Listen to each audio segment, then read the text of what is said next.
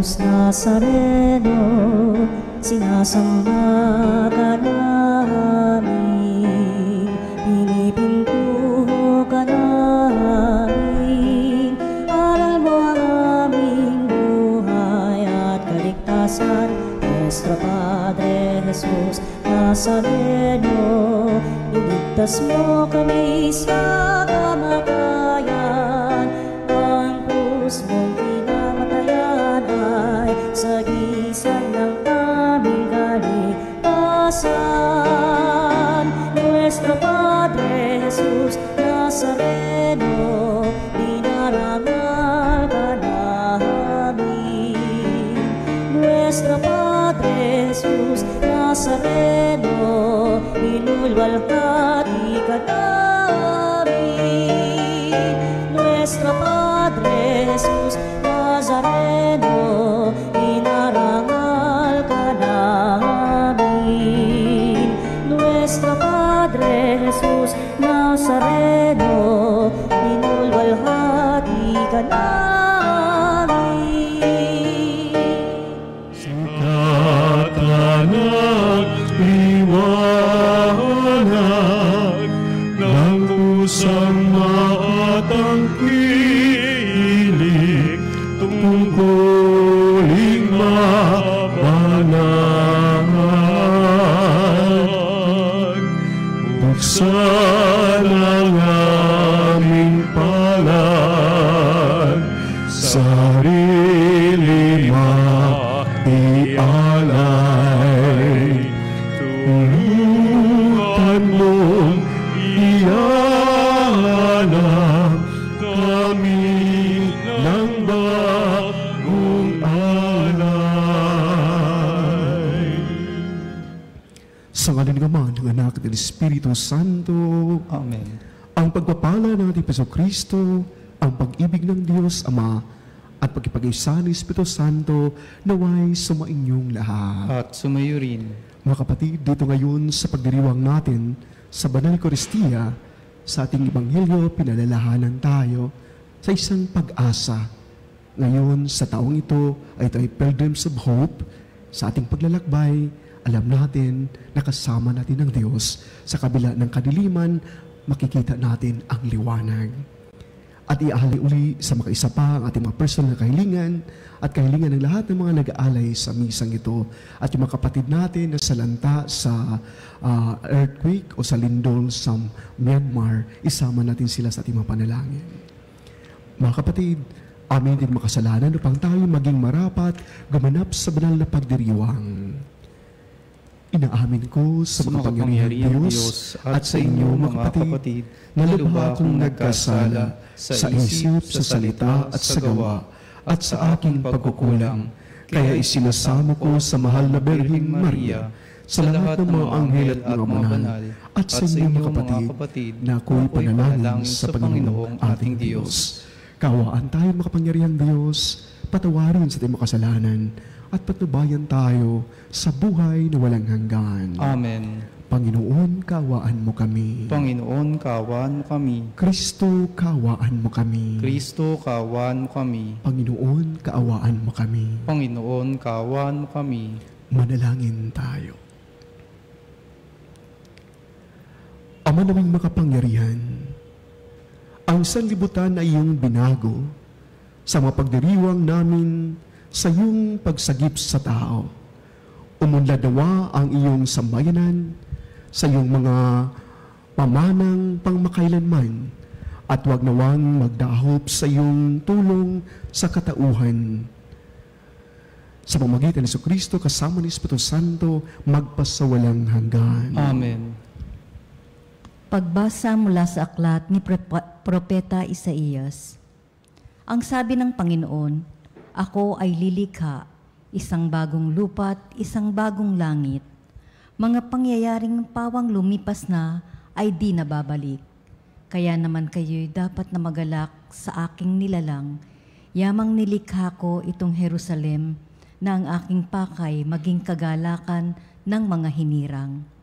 Ako mismo'y magagalak dahil sa Jerusalem at sa kanyang mamamayan.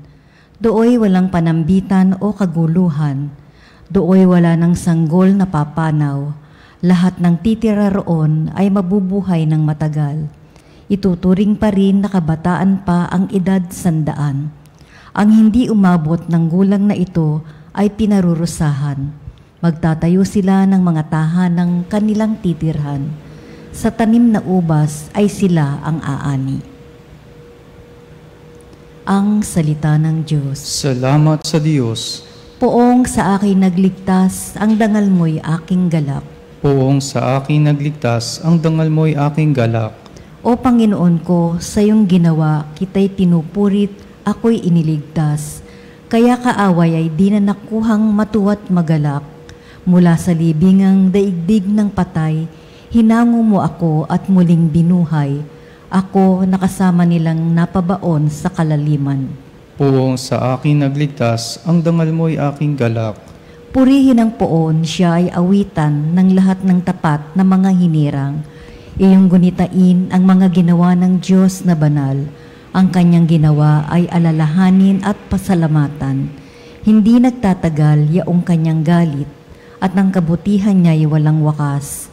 Ang abang may hapis at tigmak sa luha, sa buong magdamag, sa bukang liwayway, ay wala ng lungkot, kapalit ay galak. Poong sa akin nagligtas, ang dangal mo'y aking galak. Kaya't ako'y dinggin, ikaw ay mahabag sa akin, o poon, ako ay pakinggan.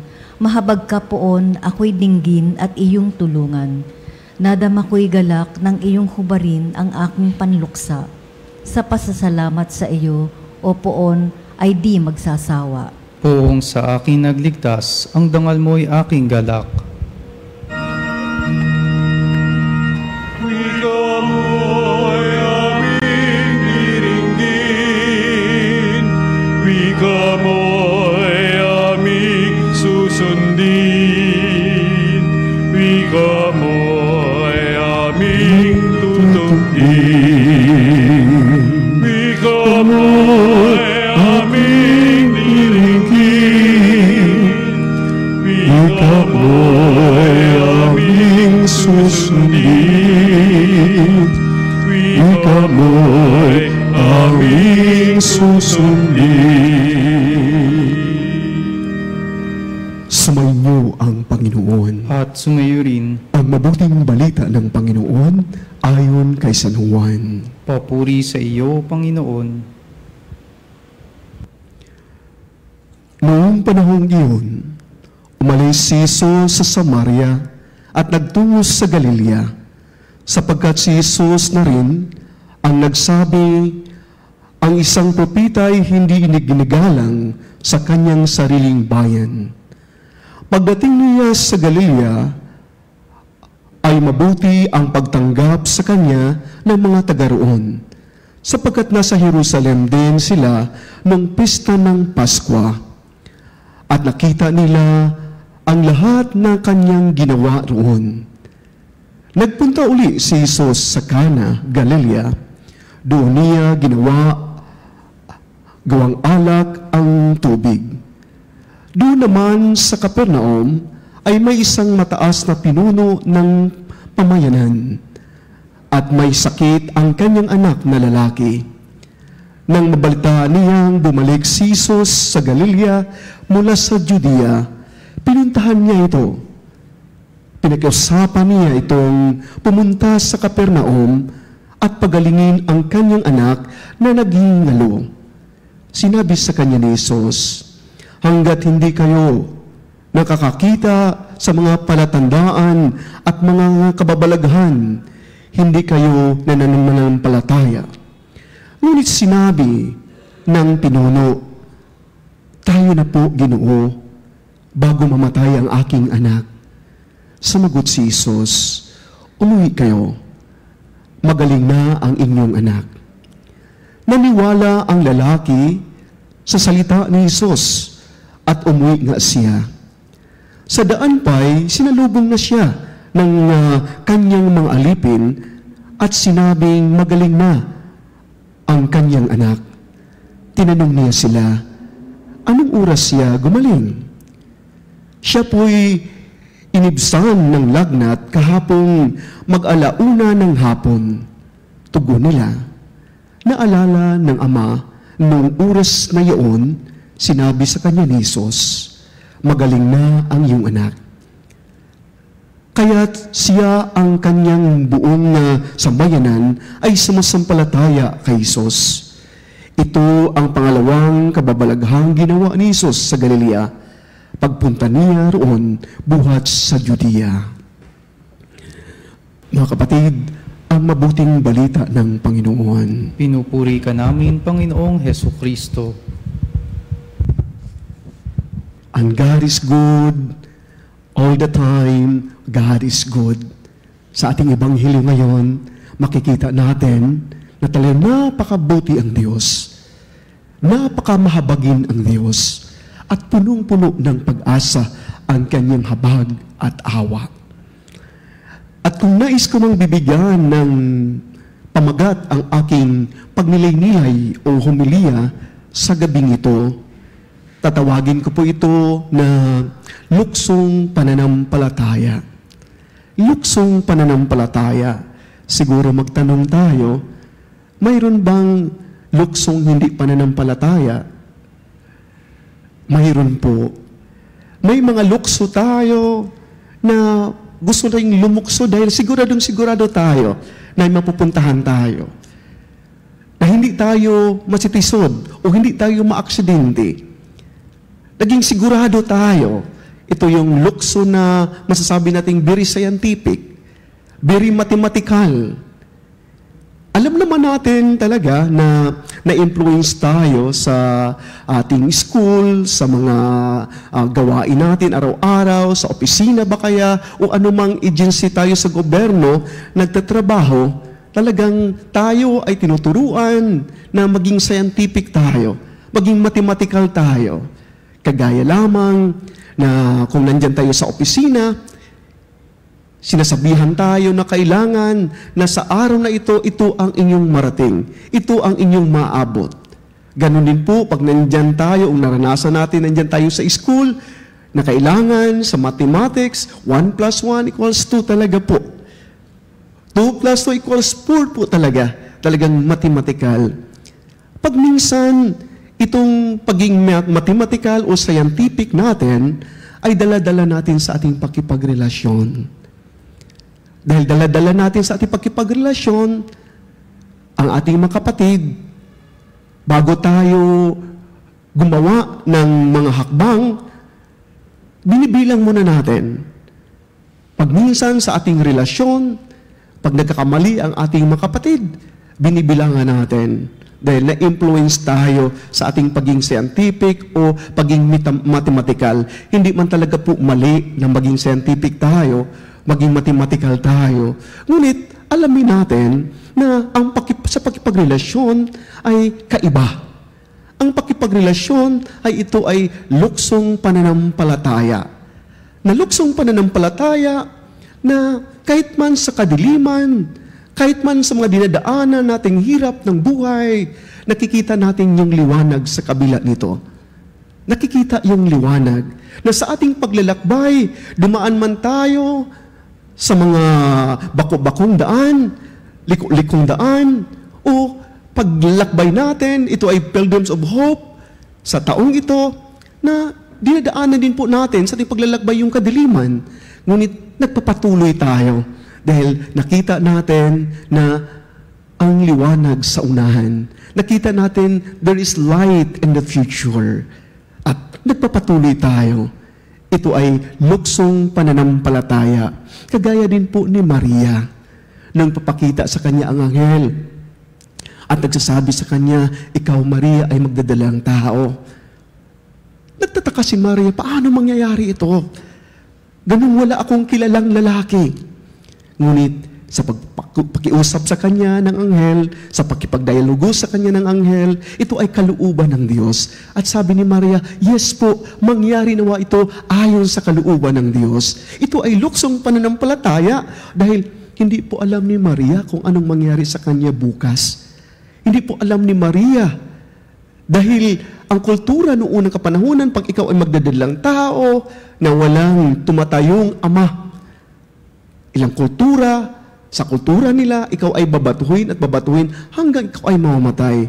Ngunit dahil ito ay luksong pananampalataya, hindi man alam ni Maria kung anong pwedeng mangyari sa kanya bukas, ngunit ang sigurado si Maria na nakita niya. Sigurado siya na nandyan ang kamay ng Diyos na hindi siya pababayaan. Sa kabila ng mga hamon sa buhay, nandyan ang kamay ng Diyos na magagabay sa kanya. Luksong pananampalataya.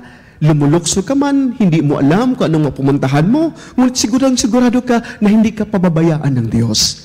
Siguro, ito din pong paalala sa atin dito ngayon sa Pilgrims of Hope, na sa ating paglalakbay man talaga, hindi man talaga isigulaki lang tayo sa ating paglalakbay. Napaka-challenging po ang ating paglalakbay. Ngunit, alalahanin natin, kagaya ni Maria, bakit nagsisiyas si Maria? Dahil alam ni Maria sa kanyang karanasan, sa kanyang mga naranasan kung paano ang Diyos gumagabay sa kanya at sa pagsiyas niya kung naranasan niya na-encounter niya kung paano ang Diyos gumagabay sa kanya na hindi siya pinapabayaan ng Diyos. Sabi ni Maria, yes, sa paglalakbay kong ito, hindi din po ako pababayaan ng Diyos. Mga kapatid, napakaganda dahil sa ating Ebanghelyo ngayon, ganun din po itong pinuno ng napaka-espesyal ang kanyang role, napaka-espesyal ang kanyang tungkulin sa pamayanan, napakahalaga niya, may pera siya, kilalang-kilala siya. Ngunit itong nilapitan niyang si Jesus ay anak ng karpentero, na pwede naman siya, sana niya, gagamitin ang kanyang pinansyal, gagamitin niya yung power, kakapangyarihan, dahil kilalang-kilala siya, napaka-espesyal sa pamayanan, pupunta siya sa maka-espesyal na doktor. Ngunit ang pinuntahan niya ay si Jesus. Kanyang pananampalataya na si Jesus, ang nakita niya ang magpapagaling sa kanyang anak. At sina-challenge pa siya ni Jesus, na unless makakakita kayo ng mga signs, hindi kayo maniniwala. Ngunit sa pananampalataya, wala ng ibang signs, wala ng ibang mga simbolo pa. Kung di nakikita ng taong ito, na pinaka-sign, walang iba kundi ang Panginoong Hesus. At sabi niya ngayon kay Jesus, Jesus, tayo na po kayo. Nung hindi pa mamatay ang aking anak, sasama na po kayo. Ngunit sabi ni Jesus, umuwi ka na, gumaling na po ang iyong anak. Wow! Doon pa lamang makikita natin yung luksong pananampalataya ng taong ito, umuwi siya ngayon. Naniniwala siya sa sinasabi ni Jesus, nagagaling ang kanyang anak. Mga kapatid, napakaganda po itong ating ebanghelyo sa araw na ito. Luksong pananampalataya. Alam ko po sa ating buhay, sa buhay ng ating mga kapanalig, ang dami po nating dinadaanan.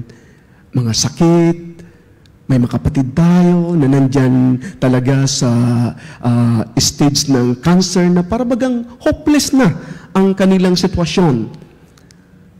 Kahapon lamang may nakausap akong kapatid natin, kapanalig natin, nagsabi sa akin, nagsishare sa kanyang mga karanasan sa buhay.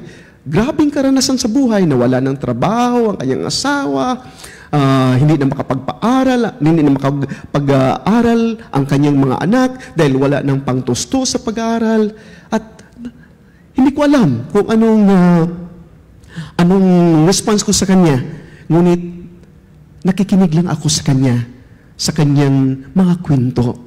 At sa pakikinig ko sa kanya, sinabihan ko siya, ngayon, ano na po ang decision niyo sa buhay?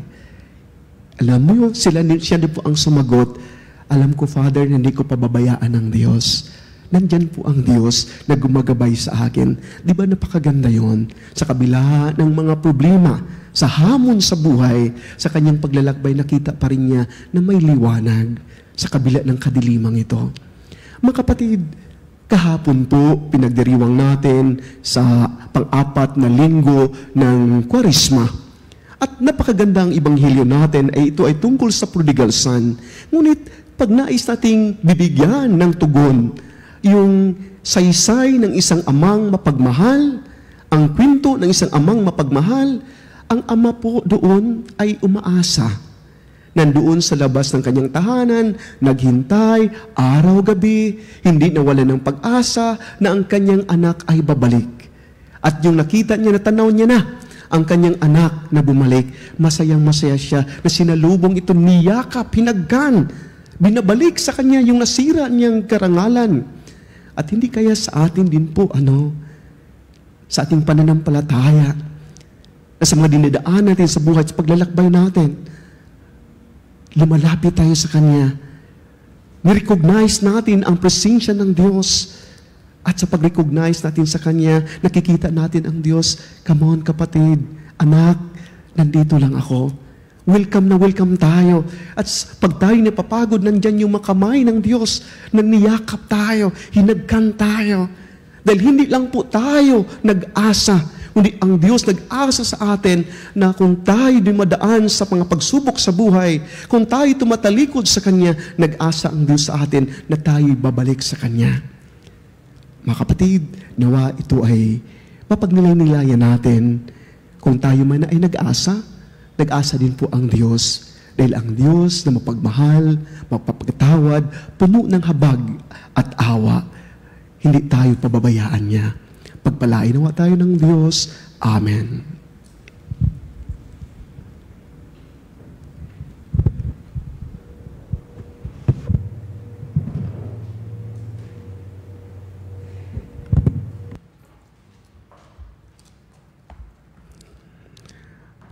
Dahil sa pagtitiwalang tutugunin ng Diyos, Ama, ng buong kalugod-lugod ang ating mga kahilingan, kung tayo ay manalangin sa Kanya ng may pananampalataya, ilapit natin ngayon sa Kanya ang ating mga pangailangan. Ang ating tutugon, Panginoon, dinggin mo ang aming panalangin. Panginoon, dinggin mo ang aming panalangin. Ang simbahan sa buong mundo naway maging isang simbolo ng pagpapagaling sa gawain ni Kristo sa pamamagitan ng kanyang pagkalinga sa mga may karamdaman sa katawan, isip at kaluluwa. Manalangin tayo sa Panginoon. Panginoon, dinggin mo ang aming panalangin. Ang mga doktor, nurse at iba bang nangangalaga sa mga may sakit, naway magpakita ng habag at kabutihan ni Jesus sa pagkalinga sa pinakamaliliit na lipunan. Manalangin tayo sa Panginoon. Panginoon, dinggin mo ang aming panalangin. Itong Kwaresma, naway maging panahon ng paghilom at pagkakasundo para sa mga pamilya at pamayanan. Manalangin tayo sa Panginoon. Panginoon, dinggin mo ang aming panalangin. Ang mga may sakit at nagdurusa, naway makatanggap ng pagpapaginhawa at pagtataguyod mula sa kanilang pamilya, mga kaibigan, at mga kapitbahay.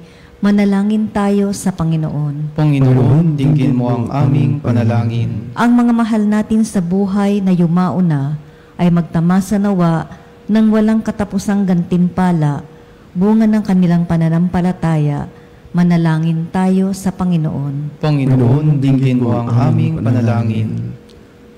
Sa katahimikan ng ating puso't isipan, mga kapanalig, ialay din po natin ang ating mga personal na kahilingan ng ating mga kapatid sa Myanmar at yung mga naging apektado sa lindol na nakalipas lamang ng mga araw, at lalong-lalo rin po ang ating mga kapatid na nag-alay sa misang ito.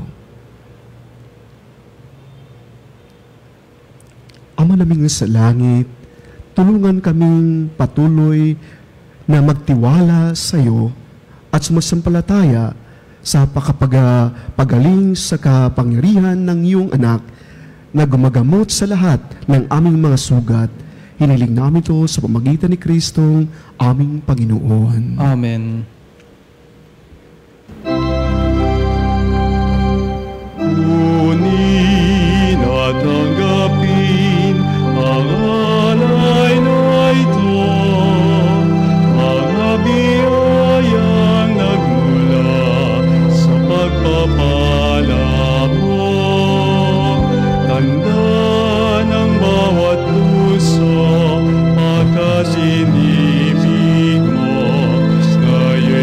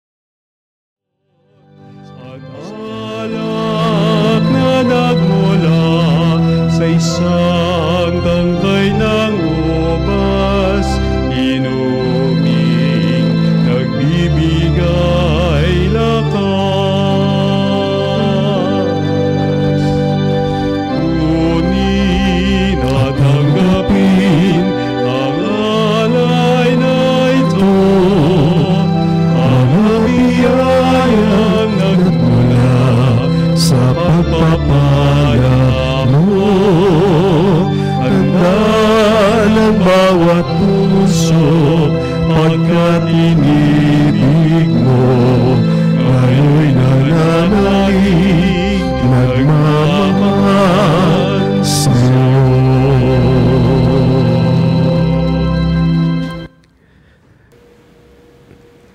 Manalangin kayo mga kapatid, yung sa atin, yung sakripisyo ay magkalugod-lugod sa Diyos, amang makapangyarihan.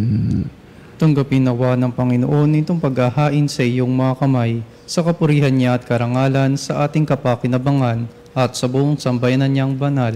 Ama naming lumikha, sa paghain namin sa iyo, kami nawa ay makapakinabang upang sa pagdalisay ng aming pamumuhay sa kasanlibutan, kami ay magkaroon ng pagbabago para sa buhay sa kalangitan. Sa pamamagitan ni Jesucristo kasama ng Espiritu Santo, magpasawalang hanggan. Amen. Sumainyo ang Panginoon. At sumayo rin. Itaas sa Diyos ang iyong puso at diwa. Itinaas na namin sa Panginoon. Pasalamatan natin ang Panginoong ating Diyos. Marapat na siya ay pasalamatan. Ama naming makapangyarihan, tunay ngang marapat na ikaw ay aming pasalamatan sa pamamagitan ni Jesucristo na aming Panginoon. Sa basakali mong kami ay mabubuti, isinugo mo si Jesucristo upang pangunahan kami bilang pagsunod sa iyong atas at bigay. Ipinapahayag ng iyong anak ang iyong kalooban na ang mga apit, dukha ay kanyang damayan. Ngayon ay iyong inahandog ang pagkakataon aming mais sa loob, ang kanyang ganap na kusang paglilingkod, upang sa iyo'y lagi kaming makasunod, kaya kaisa ng mga anghel, nagsiawit ng papuri sa iyo, nang walang humpay sa kalangitan, kami nagbubunyi sa iyong kadakilaan.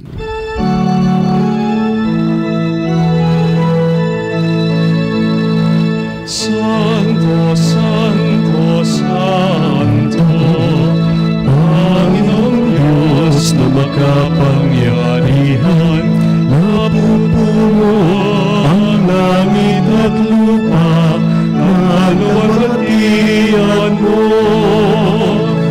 Hosana, Hosana.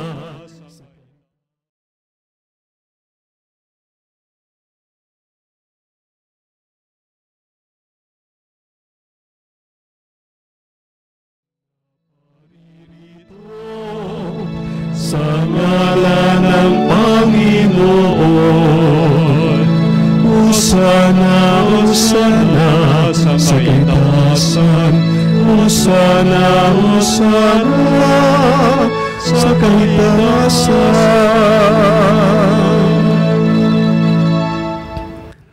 Ama naming banal, ikaw ang bukal ng tanang kabanalan. Kahit sa pamagitan ng Espiritu, gawin mong banal ang kaloob na ito, upang para sa aming kapapanuto ay maging katawan at dugo ng aming Panginoong Hesukristo. Nung gabing pinagkanulo siya, hinawakan niya ang tinapay, pinasalamatan kanya, pinaghati-hati niya iyon, at ibinigay sa kanyang malagad na ang wika, tanggapin niyo lahat ito at kanin. Ito ang aking katawan na ihandog ng dahil sa inyo.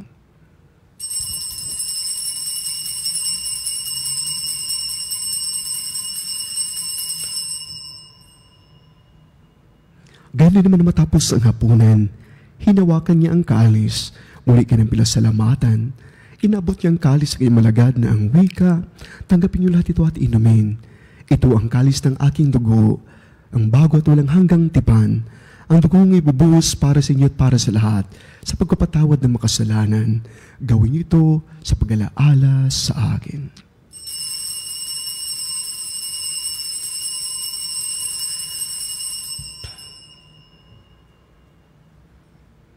Ipagbuli natin misteryo ng pananampalataya. Si Kristo'y namatay, si Kristo'y nabuhay, si Kristo'y babalik sa wakas ng panahon. Ama, ginawa namin ngayon ang pag-alaala sa pagkamatay at muling pagkabuhay ng iyong anak. Kahit inaalay namin sa iyo ang tinapay nagdudulot ng buhay at ang kalis kaloob ng kaligtasan. Kami nagpapasalamat dahil kami minarapat na tumayo sa harapan mo para maglingkod sa iyo. Isinasamo namin kami magkasalo-salo sa katawan dugo ni Kristo ay mabuklod sa pakiisa sa pamamagitan ng Espiritu Santo. Ama, lingapin mo ang iyong simbahang laganap sa buong daigdig. Puspusin mo kami sa pag-ibig, kaisa ni Francisco naming Papa at ni Elias aming Obispo at tanang mga kaparian. Alalahanin mo ni mga kapatid naming nahimlay nang may pag-asa silang muling mabubuhay. Gayon nila at mga pumanaw. Kaawaan mo sila at patuloyin si kaliwanagan. Kaawaan mo dapating kaming lahat na makasalo sa iyong buhay na walang wakas. Kaisa ng mahal na Birhing Maria na ina ng Diyos, ni San Jose ang bali ng esposo, kaisa ng apostol at lahat mga banal na namumuhay ng kalugod-lugod sa iyo. May pagdiwang nawa namin ang pagpupuri sa karangal mo sa pamamagitan ng anak na aming Panginoong Heso Kristo. Sa pamamagitan ni Kristo, kasama niya at sa Kanya, ang lahat na parangal at papuri ay sa iyo, Diyos amang makapangyarihan, kasama ng Espiritu Santo, magpasawalang hanggan.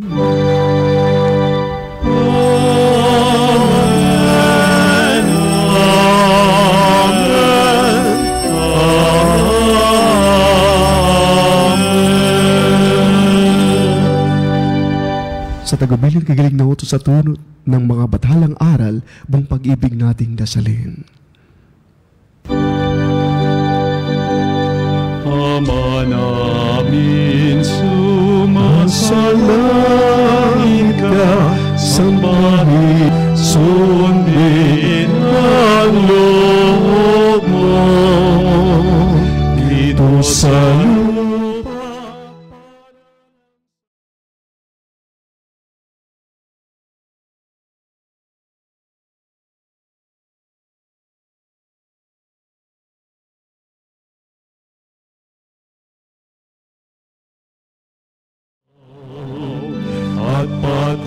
patawarin mo ang aming mga sala para ng pagpapatawad namin sa nagkakasala sa amin. At huwag mo kaming ipahintulot sa tukso at yadya mo kami sa lahat ng masama. Hiniling namin na kami i-adjust sa lahat ng masama, pagkalooban ng kapayapaan araw-araw, iligtas sa kasalanan at ilayo sa lahat ng kapahamakan, samantalang aming pinanabikan ang dakilang araw na nagpapahayag ng tagapagligtas naming si Jesucristo. Sapagkat iyo ang kaharian at ang kapangyarihan at ang kapurihan, magpakailanman. Amen. Panginoong Jesucristo, sinabi mo sa iyong apostol, kapayapaan iniiwan ko sa inyo, ang aking kapayapaan ibibigay ko sa inyo. Tunghayan mo aming pananampalataya at huwag ang aming pagkakasala. Pagkalooban mo kami ng kapayapaan at pagkisa ayon sa iyong kalooban, kasama ng Espiritu Santo, magpasawalang hanggan. Amen. Ang kapayapaan ng Panginoon ay laging sumainyo. At sumayo rin. Magbatian kayo ng kapayapaan sa isa't isa, kapayapaan po sa lahat po.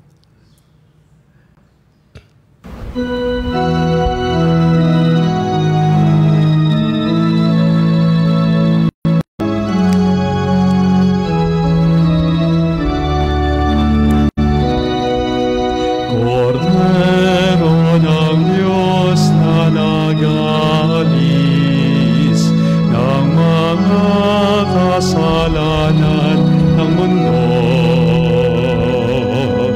maawa ka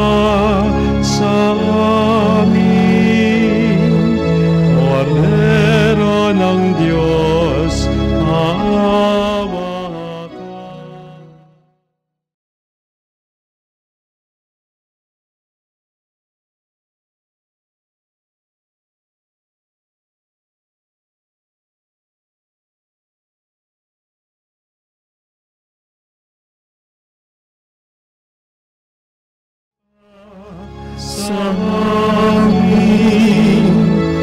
Kordero ng Diyos, maawa ka. Kordero ng Diyos na nag-aalis ng mga kasalanan ng mundo. Ipagkaloob mo sa amin ang kapayapaan.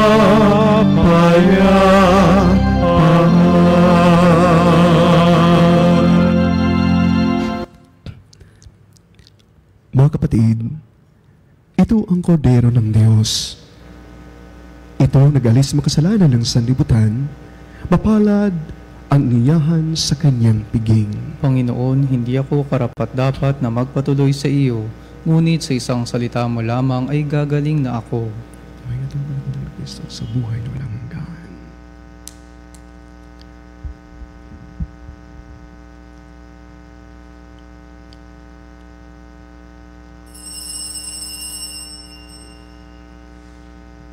Mga kapanalig, ating dasalin ang komunyong espiritual.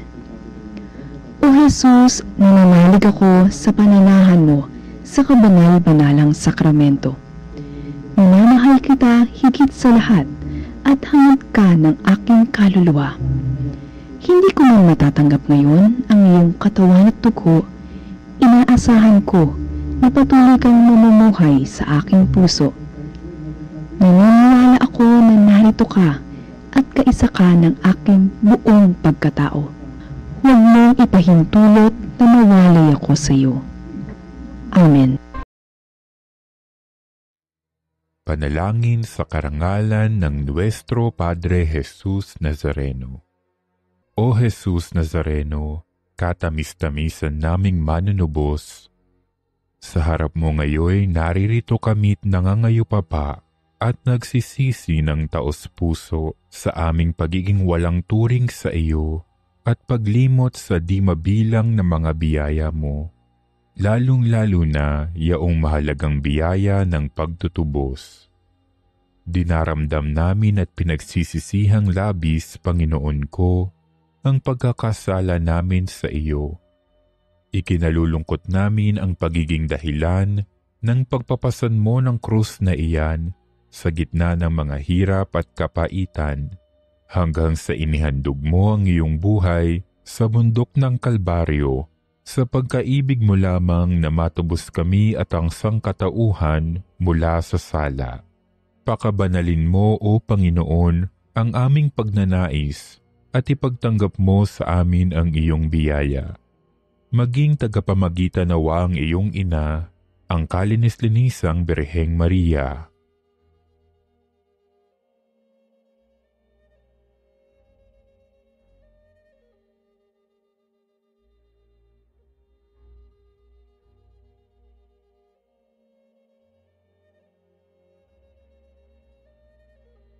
Ama naming makapangyarihan, niloob mong akuin ang iyong anak, ang krus at kamatayan, upang ang sangkatauhan ay matubos at mabuhay. Ang pag-ako namin sa krus at kamatayan dito sa lupa, ayon sa diwa ng pagsunod sa iyong loob, na ginanap ng iyong anak, ay magpagindapat nawa naming kamtin ang lubos na katubusan at pagkabuhay sa iyong piling, sa pamamagitan ni Hesukristo, kasama ng Espiritu Santo, magpasawalang hanggan. Amen. Nuestro Padre Jesus Nazareno, Panginoon namin at Diyos, kaawaan mo kami. Amen tayo. Ang malamang mapagmahal, ang aming banal na pakikinabang ay siya namang bumago at bumuhay sa amin, at siya na rin magpabanal at mag-akay sa amin sa iyong piling. Sa pamamagitan ni Jesucristo, kasama ni Espiritu Santo, magpasawalan hanggan. Amen. Sa atin pong panalangin para sa ating mga kapanalig na may sakit, tayo po ay manalangin. Panginoon naming mapagmahal at mahabagin, lumalapit po kami sa iyo ng may buong pananampalataya. Idinalangin ang mga may karamdaman. Ipinagkatiwala namin sa iyo ang kanilang katawan, isip at kaluluwa. Naway ipagkaloob mo sa kanila ang kagalingan at kalakasan. Hipuin mo sila ng iyong mapagmapalang kamay, O Diyos, at tanggalin ang anumang sakit at paghihirap na kanilang diranas. Palakasin mo ang kanilang loob upang harapin ang pagsubok na ito ng may pagtitiwala sa iyong banal na kalooban. Bigyan mo rin sila, Panginoon, ng lakas at karunungan, ang mga doktor, nurse, at lahat ng nag-aalaga sa kanila upang maging instrumento ng iyong pagpapagaling. Pagpalain mo ang kanilang mga pamilya upang manatiling matatag at puno ng pag-asa. Panginoon, naniniwala kami na ikaw ang dakilang manggagamot. Wala pong imposible sa iyo. Sa iyong awa at habag, alam namin na may kagalingan at kapayapaan para sa lahat ng nananalig sa iyo. Ito po ang aming dalangin sa pamamagitan ng anak mong si Jesucristo kasama ng Espiritu Santo magpasawalang hanggan. Amen. Sa panahon ng pagdilay-nilay, pagsisisi at pagpapatawad, sa panahong ito ng Kwaresma, maglakbay tayo patungo sa bagong simula, maging isang Veritas Eucharistic Advocate at dumalo sa ating healing mass dito sa Veritas Chapel 162 West Avenue Corner, EDSA. Para po sa inyong mga pangamisang pasasalamat, kaarawan, kagalingan, espesyal na intensyon, kaluluwa at mass sponsor o love offering, tumawag lamang po sa Religious Department sa numerong 89257-931, Local 129-131-137 o mag-text sa numerong 0917-631-4589 at hanapin po lamang si Miss Rene Jose at si Miss Ali Naji. Maraming salamat po sa lahat. Sumainyo ang Panginoon. At sumayo rin. At pagpapalain kayo ng makapangyarihang Diyos, ang Ama, Anak, at Espiritu Santo. Amen. Amen. Tapos ng misa at dalhin natin ang diwa ni Kristo sa ating kapwa. Salamat sa Diyos. Walang sino man ang nabubuhay para sa sarili lamang. Walang sino man ang namamatay para sa sarili lamang. Tayong lahat ay may pananagutan sa isa't isa. Tayong lahat ay inipan ng Diyos na kapiling niya.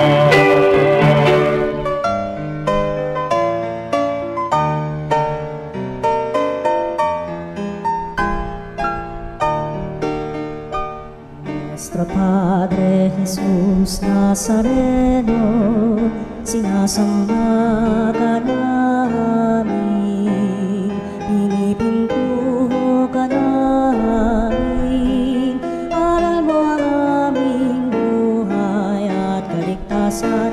Nuestro Padre Jesus Nazareno, iligtas mo kami sa kamatayan, ang krus mong pinamatayan ay sagisag ng aming kaligtasan. Nuestro Padre Jesus Nazareno, dinarangal ka namin. Nuestro Padre Jesus Nazareno, inulwalhati ka namin. Nuestro Padre Padre Jesus Nazareno, inarangal ka namin. Nuestro Padre Jesus Nazareno, minulwalhati ka namin.